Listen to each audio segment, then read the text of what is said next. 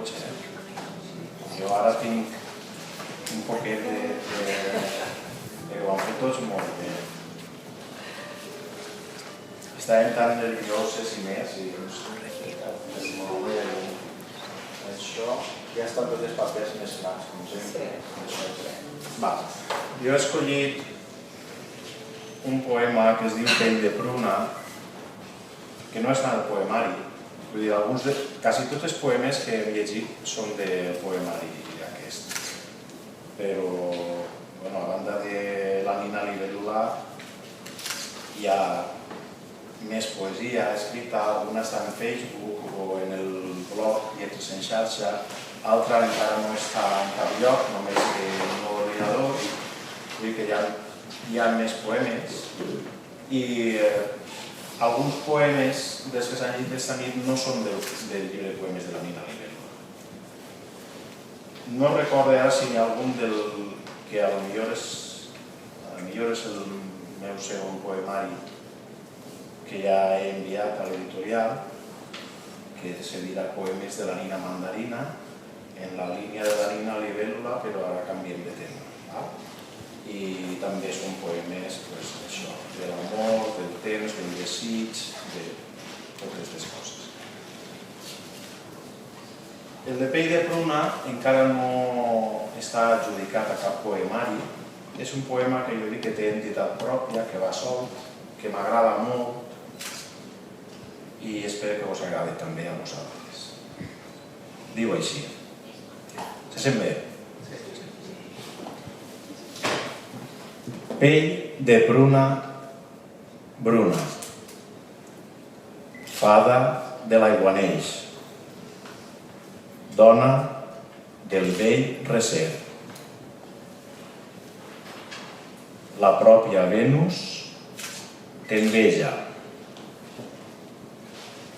infinita de sensual puresa, pura arrel desenterrada, cavalcada vigorosa a pleniluni, fetillera del deliri etern. Nimfa adorable i delicada, pirotècnia que desitja la ment, plena mar que ploriqueja i plovisqueja purnes de passió,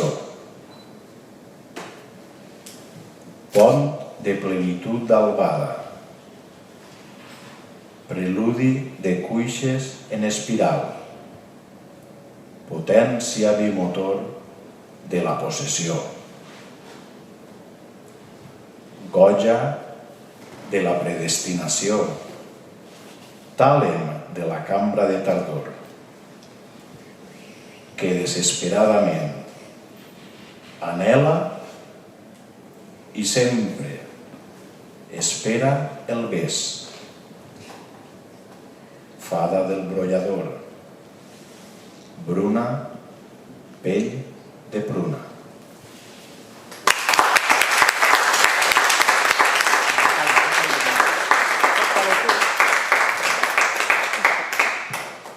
I per acabar,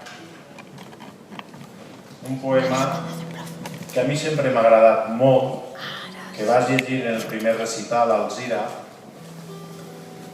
al segon recital crec que també, i després el vas llevar perquè el meu fill petit, el Pau, com que es diu l'home més trist de la terra, ell sempre em deia, pare, aquest poema no. El més trist, tu? No, pare. Tranquil, que el canviarem. I després llegia l'home més feliç de la terra. Ui, com no està ell, puc tornar a l'home més trist. No és un poema trist, però ell així ho pensava. Diu així.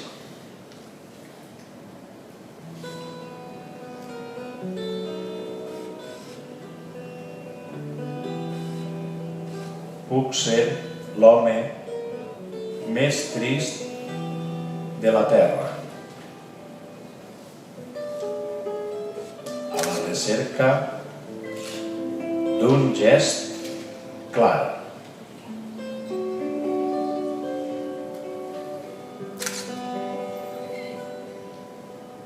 passe les hores mortes o fecundes, car tot m'inspira i em capgira la sola idea de la bellesa.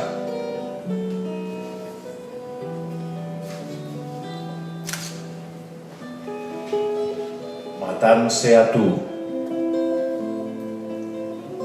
a passes lentes, però tendríssimes, en un vast horitzó.